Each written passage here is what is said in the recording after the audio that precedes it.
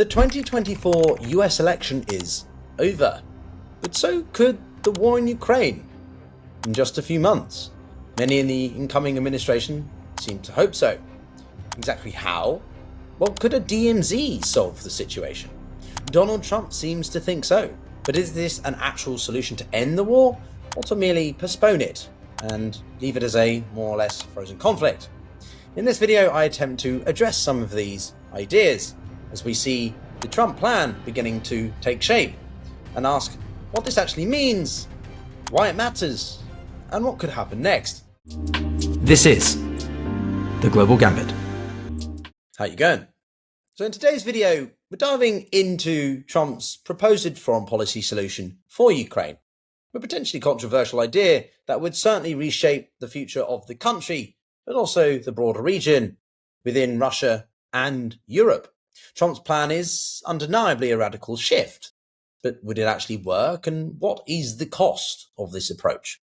So stay tuned as we explore the pros and cons of this DMZ, particularly and there's some historical context and future geopolitical ramifications. And if you enjoy varied perspectives, debate, then be sure to consider subscribing. I will indeed be sharing my own opinions later on in the video, as this is part of a mini-series about what I'm calling Trump's foreign focus. Firstly on Ukraine, but subsequent videos on the Middle East, Southeast Asia and Taiwan, and the broader geopolitical outlooks across the globe. A little bit of backstory here is that the war in Ukraine really fully began in 2014 with the annexation of Crimea and the escalation of hostilities between the two countries in the Donbass region. It wasn't until 2022, though, that there was the full-scale invasion by the Kremlin, and since then Ukraine has attempted to push back with the support of the West and NATO. But the war has dragged on and has caused immense casualties, destruction and political tension, uncertainty across the markets, and with no clear end in sight. What precisely is Trump's position on Ukraine? Well, the former president, or president-elect now, has argued that there needs to be a seismic shift in US and by broader extension NATO foreign policy during his campaign for the White House, with the bold promise, as many of you may well be aware, that he could end the war within 24 hours. He never specified technically when, but most would assume when he's actually in office, not just as president-elect, although some people are already joking that he's failed that point. The details, though, have always remained scarce. Exactly how would he achieve that and force two independent actors, i.e. Ukraine and Russia, to actively agree to certain things just because he thinks, being the president of the United States, that's enough? Though that being said, Trump has criticised Biden for his own handling of Ukraine, warning that the US is risking World War III and wasting significant resources with its endless aid to Ukraine, which would be better spent at home over things like the US border. Indeed, I made an overview of some of Trump's main foreign policy issues, of which you can argue immigration is one, and its relationship to Mexico in a previous video. So if that's of interest to you, do consider watching it as well. Unlike many current Western leaders who support continued military aid, Trump has suggested that his approach would involve a peace deal of some form, using his personal diplomacy, not just state diplomacy, to bring both sides to the table. But what would this actually look like in practice? Well, let's break down one of the more intriguing proposals that has arisen in recent days since November the 6th, a DMZ, or Demilitarised Zone. So what is a DMZ? Well, a demilitarized zone is an area where military forces are not allowed to operate, typically established after a ceasefire or some kind of agreement, maybe that's an armistice, to prevent further violence. We've seen this model in a few places, but the Korean Peninsula between North and South Korea is the most prominent example, where the two have had a DMZ in place since 1953 and the implementation of armistice between the two countries. But that's the key point. The two are technically still at war because they've never signed a formal peace agreement. What do you think of a DMZ proposal? Would it work? Would it not? I'm eager to hear your perspective, so drop a comment, even if you disagree with some of the notions, not necessarily with my own, but with Trump's. The likelihood of this proposal actually being viable, or do you have a better idea, perhaps a buffer zone, as we see in Cyprus, which I will also come to during my personal opinion section. And if this resonates, if you like nuance and debate, then this might be the place for you, because we'll certainly be entering a period where less of that may well be available. Still, Trump has proposed that a DMZ could be a solution to the war in Ukraine, drawing a line between the Russian-occupied territories and the Ukrainian-held regions, effectively freezing the conflict along the current line of contact, which represents about 20% of the sovereign state of Ukraine's territory being under Russian control. The idea, at least from the Trump camp, is to create a clear, unarmed zone between the two sides, which would be monitored by, in theory, international peacekeepers, or possibly even US forces. Trump claims this solution could bring an end to the bloodshed quickly and allow for further diplomatic efforts to resolve the underlying issues. How would it work in practice? Well, in Ukraine, a DMZ could be drawn along the line of contact, where the majority of the fighting has been happening around places like Pokrovsk or Avdiivka, and so on. This would likely involve a line running from the Russian-controlled east to the western Ukrainian territories. The challenge would be, though, defining those lines very, very specifically. Unlike the Korean DMZ, which is relatively straightforward geographically, Ukraine's front lines are very fluid, and there's a lot of continued dispute over the resources on either side, over exactly where the line of contact happens. It's also very difficult to ascertain who's telling the truth due to the amount of disinformation and social media influences that are coming from various sides. How would Russia and Ukraine exactly on where the DMZ begins and ends? What about the contested areas of Donetsk and Luhansk, which are firmly under Russian control, but Ukraine has made it very clear it still considers, and it really under international law is recognized as being part of Ukraine. Then there is obviously Crimea, and there are most, I think, potentially problematic oblasts which are partially controlled.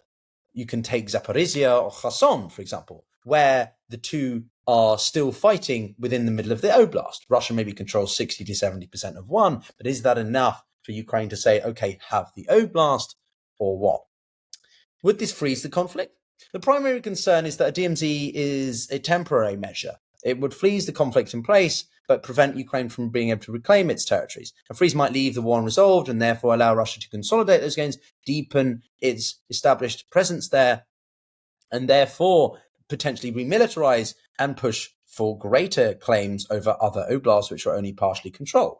On the other hand, some argue that it is a necessary pause and that ultimately the war needs to end. Looking back at history, the Korean DMZ is obviously the most prominent example, and it has become a symbol of the stalemate between the two.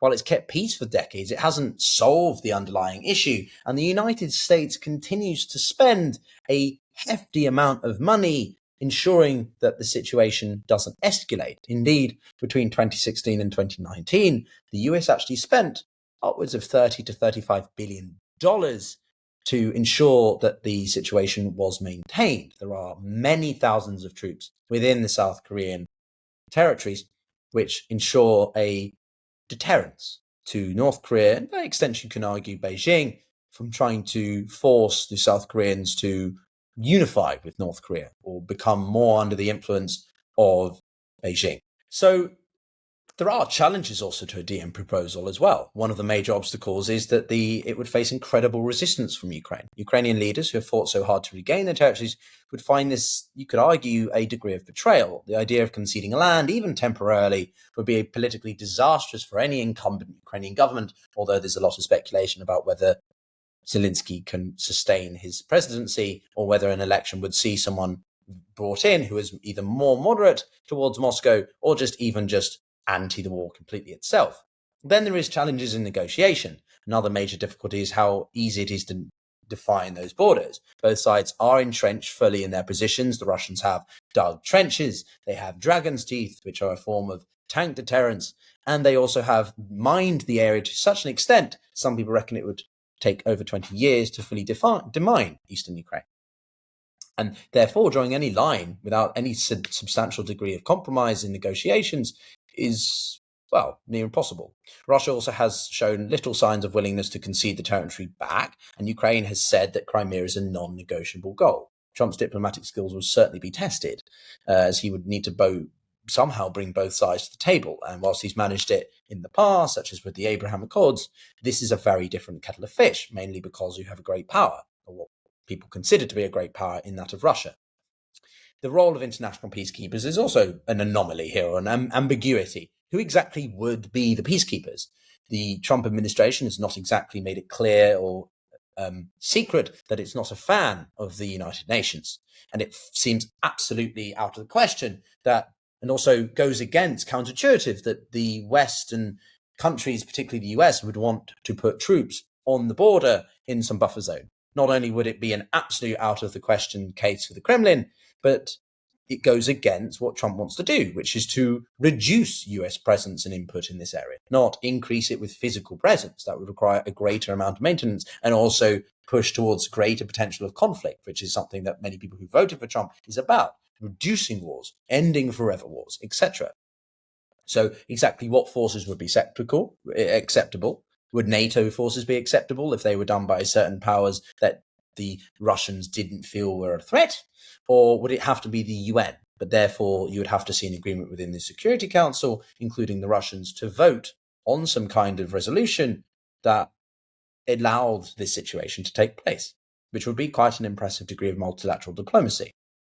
The last, also, what happens next is, well, long-term stability, which, even as we've outlined already, is a little bit skeptical, or a stalemate. The DMZ is a temporary fixture. It may halt the fighting, but it's unclear if it would lead to a long-term solution. Again, because you're going on the assumption that both sides would eventually come round to some kind of agreement, which is absolutely not in the case at the moment.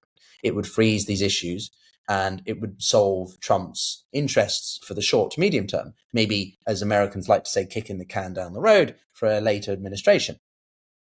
Then there's obviously Trump's approach itself. He would want to be seen coming from a position of strength, as he always likes to, and he would want to see this as a photo opportunity, arguably, to ensure that he personally is seen as the person who has resolved the single largest conflict in modern history, or at least since the Second World War in Europe's terms. The difficulty of moving from a ceasefire to a lasting peace agreement can't be underestimated, most people would agree.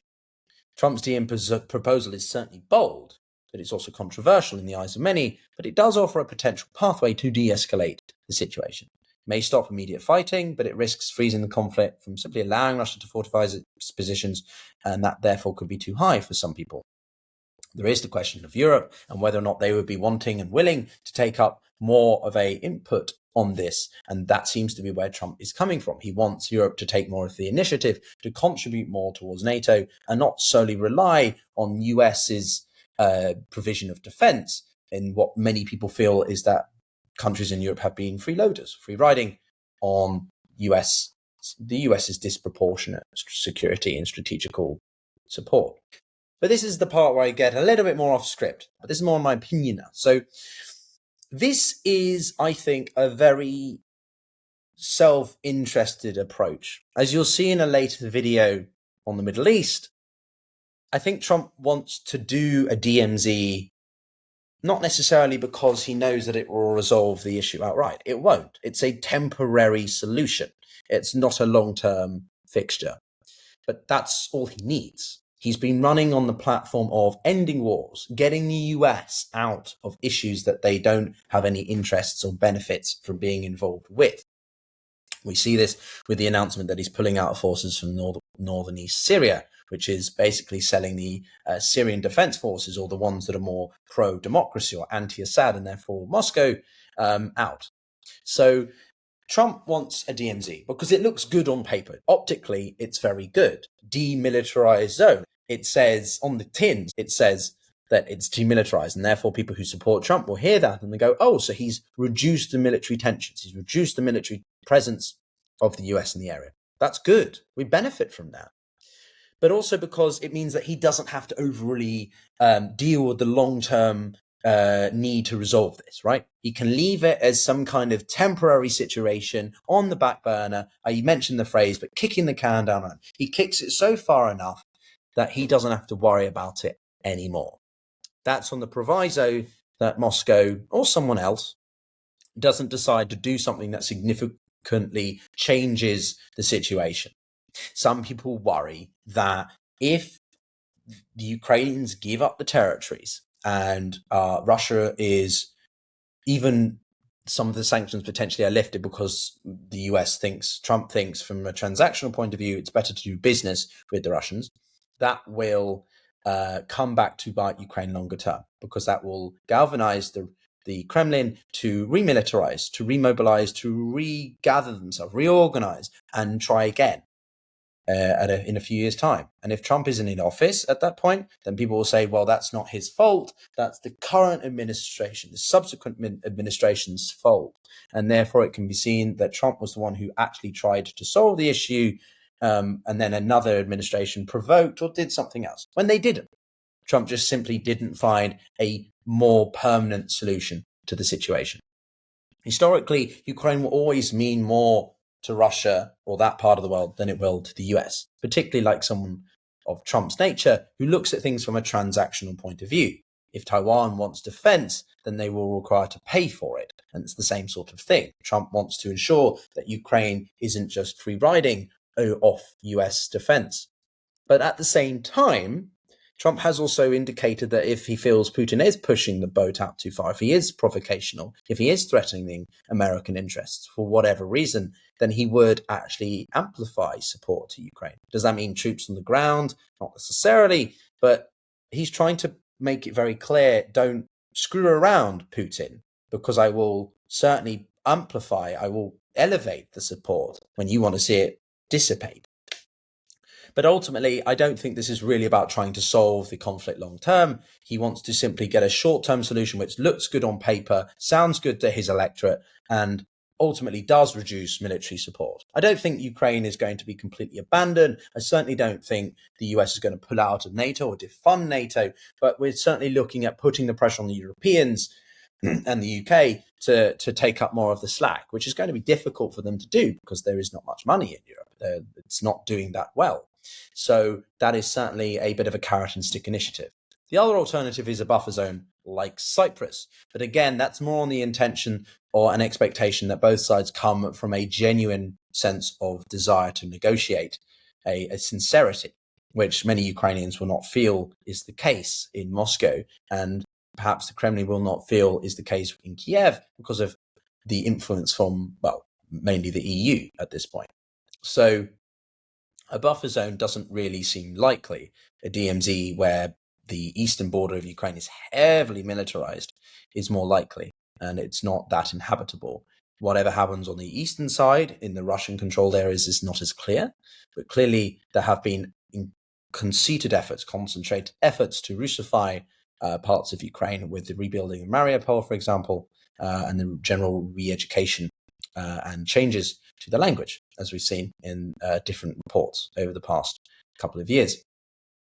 So for me, this isn't so much about Ukraine as it is about Trump. Unfortunately, and we're not going to turn this channel into about Trump channel, but a lot of the foreign policy we'll be talking about over the next few years will primarily be coming from the perspective of what he personally thinks and why so many people worry that that's much more reflective of autocratic tendencies. Because if you control the country, then what you personally feel dictates your foreign policy. A lot of unknowns, and I don't think that this is certainly over, and we will be back to discuss this in greater detail. That's it from me. If you enjoyed the conversation, if you enjoyed the discussion and the points raised, then consider subscribing, and look forward to seeing you all in the next one. Take care, and as always, wish you peace of mind.